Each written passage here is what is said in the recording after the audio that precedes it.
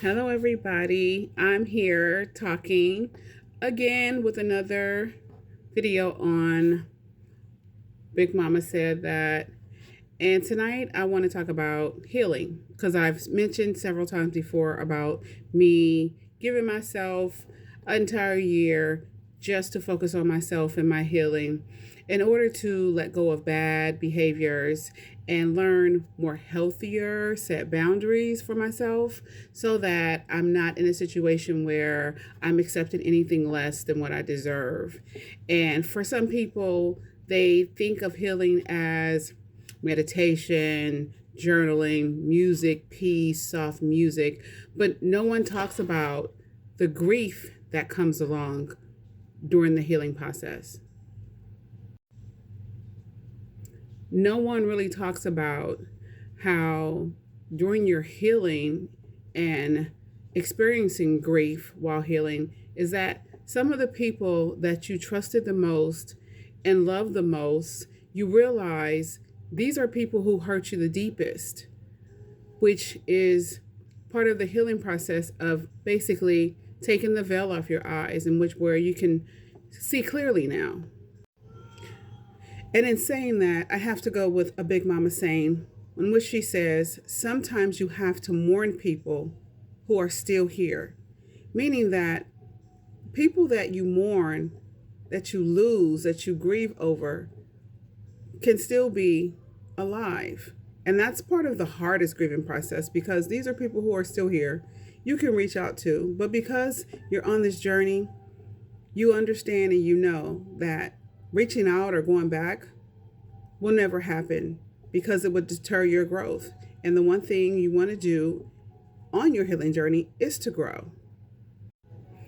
What I've learned on my process of healing is that when you're working on healing yourself, the healing removes the minimizing of the red flags. Healing removes the denial of the illusions that you had about certain people in your life. Also, when you're healing, growth feels like grief. It feels like a major loss because everything you once knew no longer exists in your life. And that could be hard for some people. During that healing process, one of the major things you have to come to grips with is that you learn the ugly truth about people that you romanticized or put on a pedestal. And this grief in the healing process happens when your illusion of that person dies. Like the person that they presented to you never existed. And when you're healing, you have to stop pretending. You have to face that what you thought you saw was not what you saw. You have to face the fact that you now see clearly. Like the rose-colored glasses have been removed. And once you see who a person really is, the most difficult thing is that you can never unsee it. And once you've seen a person's ugly side, that is the point at which you have to make the cold hard decision to deny any access of yourself to this person ever again. This person will never get to look at you in the face. They will never get to speak to you, talk to you, hear your voice. You have to act as if you're mourning that person. Whether they're alive and walking and breathing, they no longer exist in your world. The importance of them has diminished because the ugliness that you find in this person is kind of heartbreaking because it's shattering, because you will never see this person the same again. If you've had experienced good times with this person, they have been erased by that last act of ugliness. The things that you talked about, the things that you found that was a good part of this person has been erased. And it feels like as if you just spent years in this lie that with one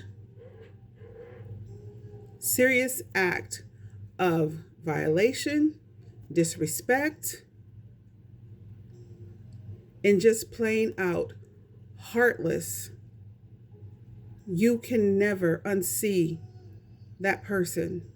You can't unsee the ugliness. Another thing that Big Mama would say is, baby,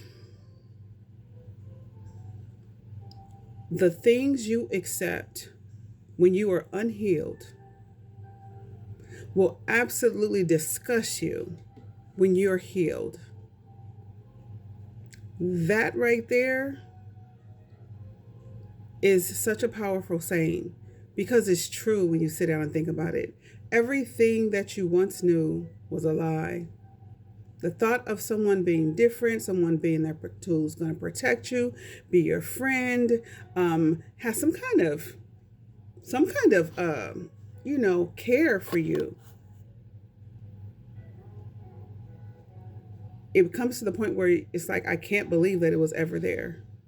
It was just, you can't see the disgust and continue to think that, oh, okay, this person is a cool person, or, it's okay. No, it's not okay. It will never be okay. You are not the same once you have clearly healed and dealt with the depression, the grief, and the sadness, and now you're coming out of it. It's like you have on a brand new pair of glasses and you can actually see clearly now. Like that song, I Can See Clearly Now, the rain has gone. That's how you see. You see completely clearly. You see the person. Think about Big Mama saying that sometimes you have to mourn a person who's still here. You have to basically understand that you will never see a person the same way again. And basically mourning people that are still alive means that you're grieving the relationship you once had. You're grieving the illusion of a relationship that you had, be it friendship, be it relationship, be it with an associate, business partner. You no longer have that relationship because you have to let it go, because now you're setting healthy boundaries for yourself. And basically the illusion of that person doesn't exist anymore. So basically, healing really removes the denial that you once had. And you've seen pieces of the nastiness or the ugliness a person can have, but you overlook it because you're giving them the benefit of the doubt. But when someone throws it in your face, you can't help but to see it.